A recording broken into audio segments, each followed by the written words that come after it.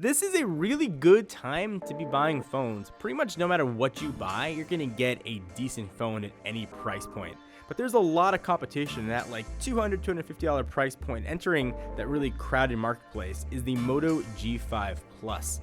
It's going to be available March 31st at a ton of different retailers, but it is going to be a Prime exclusive on Amazon for $184 or $240 depending on which configuration you want to buy. Big thing you're going to notice is that one button down below, and you probably think it's a button or a fingerprint reader. It's kind of all those things, but a lot more. It's one button navigation. You're not going to have a back button, multitasking button, and a home button like you've got on typical Android phones. And you can do it with gestures, so you can swipe to the left to go back and swipe to the right to multitask, and do a real quick tap to go home and a long tap to lock the phone. I don't know how I feel about it. Sort of as I use it more for review, I'll let you know, but it's here, and be aware that it's definitely a new experience for Android. So spec-wise, there's still a lot here as well. It's a Snapdragon 623 at 2 GHz octa-core. It's got a pretty nice 3000 mAh battery, and of course, turbocharge is here as well. That should get you about 6 hours of battery life in about 15 minutes. 32 or 64 gigs of internal storage, depending on which one you buy. Also, depending on which one you buy, RAM's gonna be different, either 2 gigs or 4, but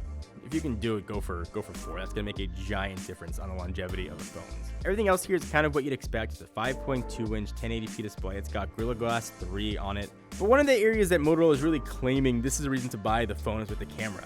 It's a 12 megapixel sensor, and it's got larger aperture and bigger pixels, which supposedly let in about 25% more light than the previous Moto G Plus. And on the software front, you're also getting Android 7.0 Nougat, so you are getting close to the most updated version of Android as well. So that's the Moto G5 Plus. It does a lot of stuff well at a really affordable price. I'm still not sure where I fall on that single button navigation, but I do give Motorola credit for trying something new.